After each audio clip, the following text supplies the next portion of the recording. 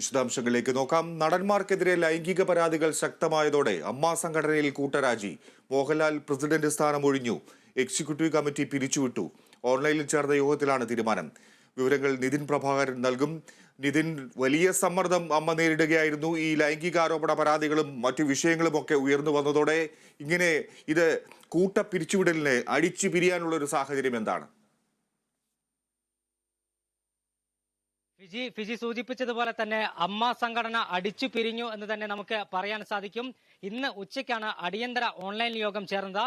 ഇതിൽ പ്രസിഡന്റ് മോഹൻലാൽ, അഭിനേതാക്കളുടെ സംഘടനയായ അമ്മയുടെ പ്രസിഡന്റ് മോഹൻലാൽ തീരുമാനം വളരെ കൃത്യമായി പറഞ്ഞു. ഇന്നലെ ഉച്ച മുതൽ തന്നെ ഇതുമായി ബന്ധപ്പെട്ട വിശദമായ കൂടിയാലോചനകൾ നടന്നു എന്നാണ് നമുക്ക് മനസ്സിലാക്കാൻ കഴിയുന്നത്. ഈ കൂടിയാലോചനയുടെ പശ്ചാത്തലത്തിലാണ് അമ്മയുടെ 17-അംഗ എക്സിക്യൂട്ടീവ് കമ്മിറ്റി പിരിച്ചുവിടാനും ഈ ഭാരവാഹികളുടെ രാജിയുടെ കാര്യത്തിൽ തീരുമാനമായത്. ഇന്ന് ഉച്ചയ്ക്ക് അടിയന്തരമായി ഓൺലൈനിൽ യോഗം ചേർന്നു. ഈ യോഗത്തിൽ മോഹൻലാൽ കാര്യങ്ങൾ കൃത്യമായി അവതരിപ്പിച്ചു. അതിനുശേഷമാണ് ഇത്തരത്തിൽ ഒരു നടപടിയിലേക്ക് കടന്നത്.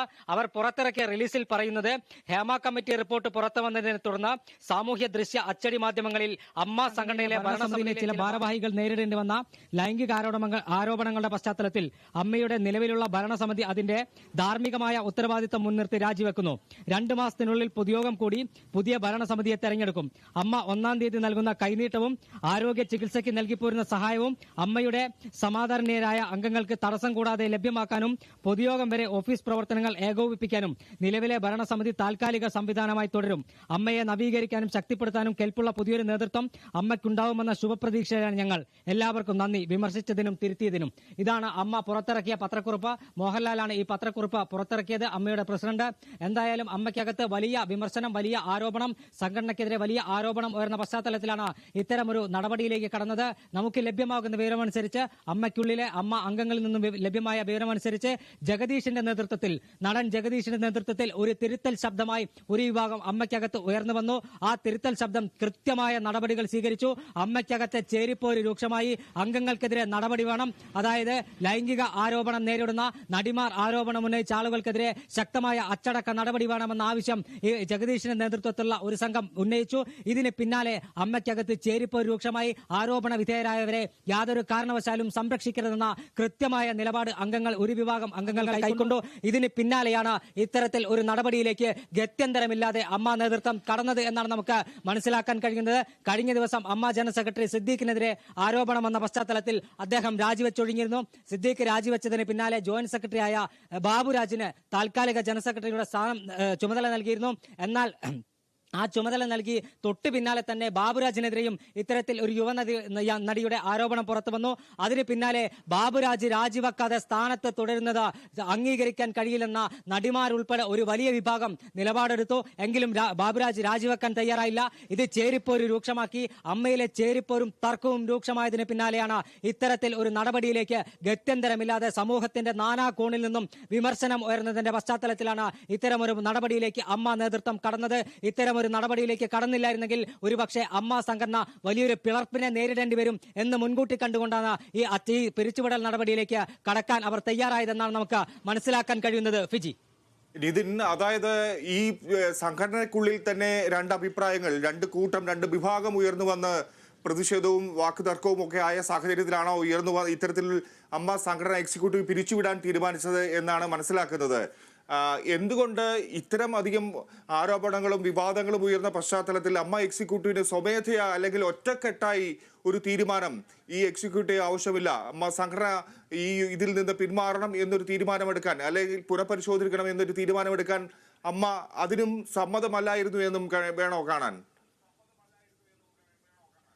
തീർച്ചയായും അമ്മയുടെ എക്സിക്യൂട്ടീവിനകത്ത് പോലും, ഈ 17-അംഗ എക്സിക്യൂട്ടീവിനകത്ത് പോലും ചേരിപ്പോരും തർക്കവും രൂക്ഷമായിരുന്നു. ഒറ്റക്കെട്ടായി ഒരു തീരുമാനം എടുക്കാൻ കഴിയാത്ത അവസ്ഥയിലായിരുന്നു അമ്മ നേതൃത്വമുള്ളത്. കാരണം അമ്മ എക്സിക്യൂട്ടീവിലെ ചില വനിതാ അംഗങ്ങൾ തന്നെ, ഈ 17-അംഗ എക്സിക്യൂട്ടീവിലെ ചില വനിതാ അംഗങ്ങൾ തന്നെ അമ്മ നേതൃത്വത്തിന്റെ നിലപാടിനെതിരെ, അതായത് ബാബുരാജ് ഉൾപ്പെടെയുള്ളവർക്കെതിരെ പരസ്യമായി രംഗത്ത് വരുന്ന ഒരു സാഹചര്യം ഉണ്ടായിരുന്നു. നടി ശ്വേതാ മേനോൻ ഇന്നും ബാബുരാജിനെതിരെ രൂക്ഷമായ പ്രതികരണമാണ് നടത്തിയത്. അൻസിബയുടെ ഭാഗത്തുനിന്നും പ്രതികരണം വന്നു. അത്തരത്തിൽ ചില ചില നടിമാർ പരസ്യമായി മാധ്യമങ്ങൾക്ക് മുമ്പിൽ പ്രതികരിക്കുമെന്ന നിലപാടിലേക്ക് എത്തിയപ്പോഴാണ് ഇത്തരമൊരു നടപടിയിലേക്ക് കടക്കേണ്ടി വന്നത് എന്നാണ് നമുക്ക് അറിയാൻ കഴിയുന്നത്. കൃത്യമായി പറഞ്ഞാൽ ഞാൻ നേരത്തെ പറഞ്ഞതുപോലെ ഗത്യന്തരമില്ലാതെ അമ്മ എക്സിക്യൂട്ടീവ് പിരിച്ചുവിടേണ്ട ഒരു സാഹചര്യത്തിലേക്കായിരുന്നു പോയത്. സിദ്ദീഖിന്റെ രാജിയോടുകൂടി പ്രശ്നം കെട്ടടങ്ങുമെന്നായിരുന്നു കരുതിയത്. എന്നാൽ സിദ്ദീഖിന്റെ രാജിക്ക് പിന്നാലെയാണ് ബാബുരാജിനെതിരെ ആരോപണം വന്നത്. മറ്റ് ഇടവേള ബാബു, മുകേഷ്, മണിയൻപിള്ള രാജു, ജയസൂര്യ ഉൾപ്പെടെയുള്ള നടന്മാർക്കെതിരെ ഓരോ ദിവസവും പുതിയ ആരോപണങ്ങൾ വരുമ്പോൾ അതിനെ പ്രതിരോധിക്കാൻ കഴിയില്ല, അല്ലെങ്കിൽ അത് എങ്ങനെ പ്രതിരോധിക്കുമെന്ന ഒരു അങ്കലാപ്പ് അമ്മ നേതൃത്വത്തിന് വന്നു. കൂടാതെ കൂട്ടത്തിൽ തന്നെ അമ്മയ്ക്കകത്ത് തന്നെ ഇത്തരം ആളുകളെ സംരക്ഷിക്കേണ്ട ബാധ്യത സംഘടനയ്ക്കില്ല. ഇത്തരം ആളുകളെ കൃത്യമായി പറയണം. ബാബുരാജിനെ സംരക്ഷിക്കേണ്ട ആവശ്യമില്ല. ബാബുരാജ് ജോയിന്റ് സെക്രട്ടറി സ്ഥാനത്തു നിന്നും രാജിവെക്കണമെന്ന ആവശ്യം സംഘടനയ്ക്കകത്തു നിന്നും ഉയർന്നു. ആ ആവശ്യം അംഗീകരിക്കാൻ ആദ്യഘട്ടത്തിൽ ബാബുരാജ് തയ്യാറായില്ല.